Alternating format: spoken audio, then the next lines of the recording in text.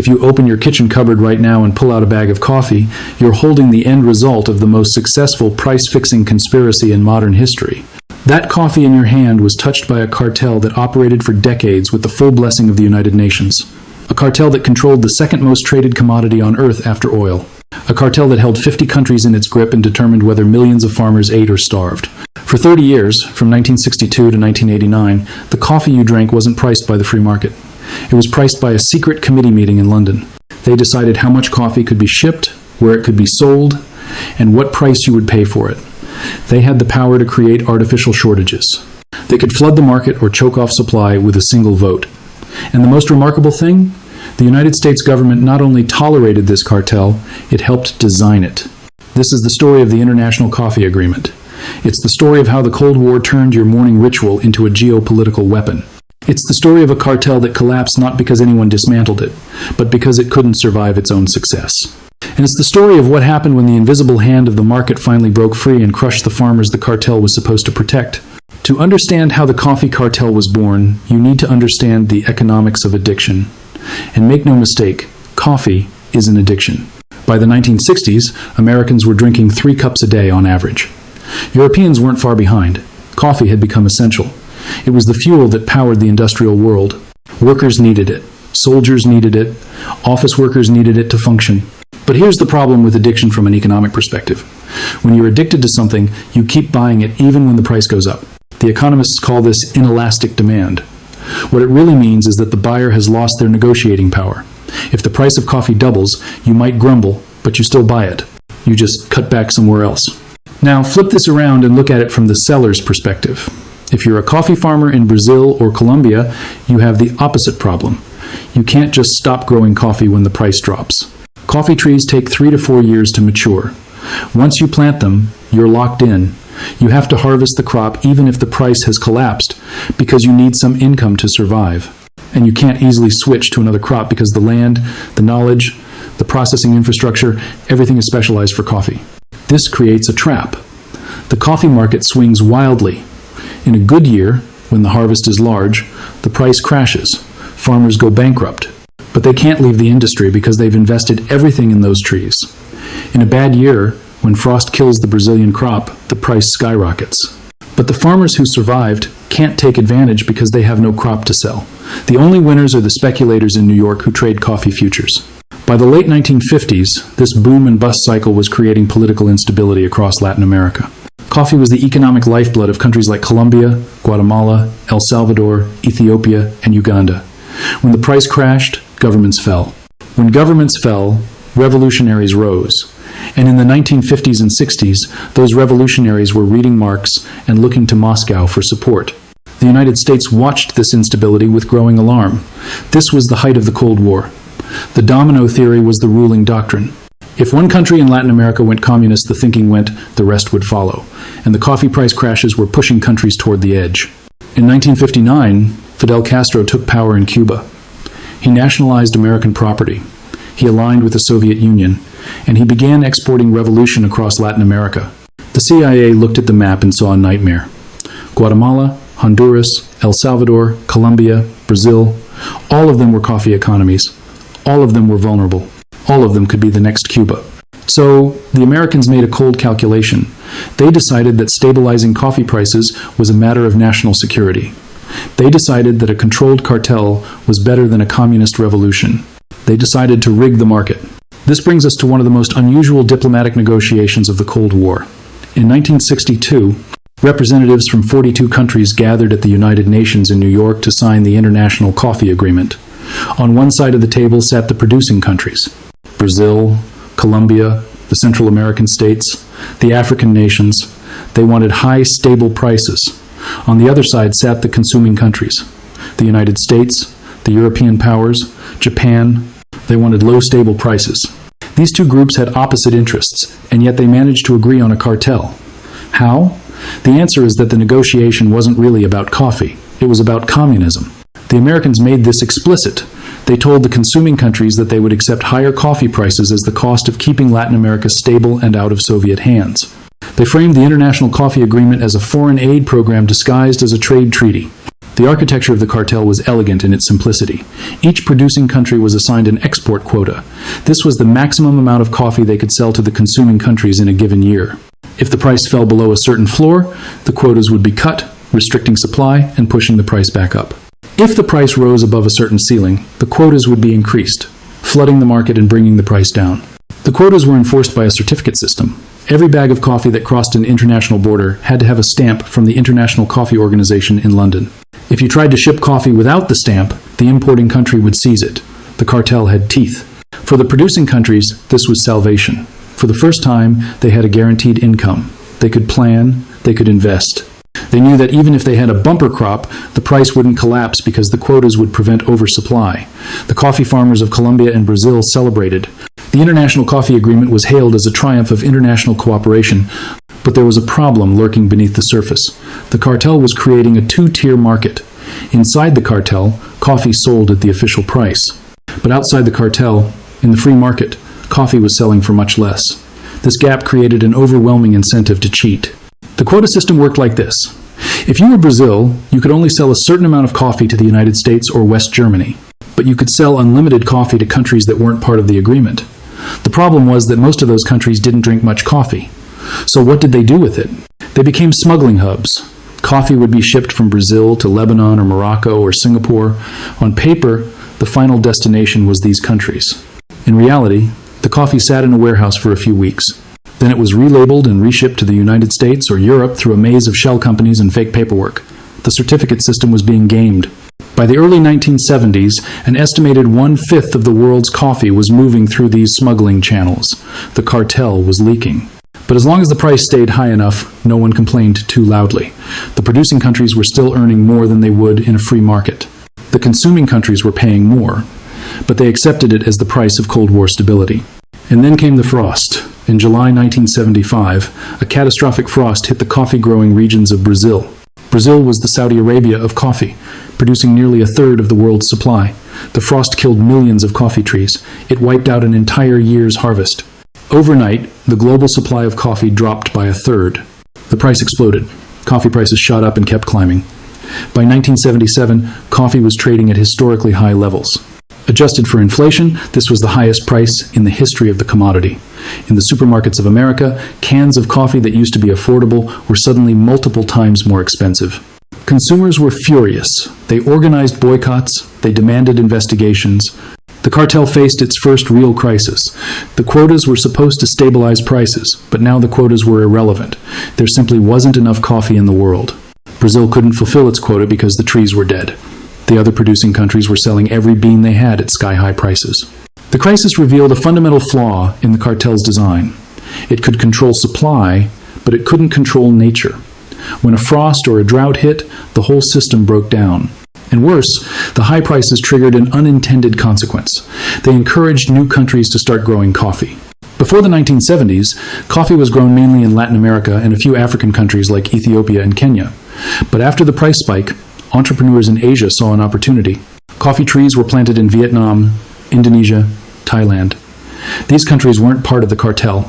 They had no quotas to respect. They were free riders. It takes 3 to 4 years for a coffee tree to mature, so in the late 1970s, while the price was still high, these new Asian plantations were growing. No one paid much attention. The International Coffee Organization was too busy managing the crisis in Latin America. They didn't realize they were planting the seeds of their own destruction. By 1980, the price had stabilized. The Brazilian trees had recovered. New trees were maturing in Colombia and Central America. Everything seemed fine. The cartel had survived the crisis. But in the background, the geopolitics were shifting. Ronald Reagan took office in 1981. His administration was ideologically opposed to cartels and market manipulation. They believed in free trade. They believed that government interference in markets created inefficiency. But they also believed in fighting communism. So the Reagan team faced a dilemma. Should they continue supporting the coffee cartel because it kept Latin America stable, or should they dismantle it on free market principles? For most of the 1980s, Cold War logic won. The Americans stayed in the cartel, but they began to question whether it was still necessary. Latin American countries were more stable now. Some of them were even democratizing. The immediate threat of communist revolution had faded. The original justification for the cartel was weakening. Meanwhile, The cheating was getting worse. By the mid-1980s, nearly a third of coffee was moving through the gray market. Countries that had tiny populations were somehow importing massive amounts of coffee. Morocco, with 20 million people, was suddenly one of the world's largest coffee importers on paper. Of course, the coffee wasn't staying in Morocco. It was being laundered and reshipped to Europe and the United States. The producing countries accused each other of quota violations. Brazil blamed Colombia. Colombia blamed the Central American states. Trust within the cartel was eroding, and then came the final blow, the avalanche from Asia. By 1988, the new coffee plantations in Vietnam and Indonesia were mature and producing at scale. Vietnam alone was now exporting hundreds of thousands of tons of coffee every year. And because Vietnam wasn't part of the cartel, they had no quotas. They could sell as much as they wanted at whatever price the market would bear. The Vietnamese had an advantage. Their labor was cheaper. Their land was cheaper. They could produce coffee at much lower costs and still make a profit.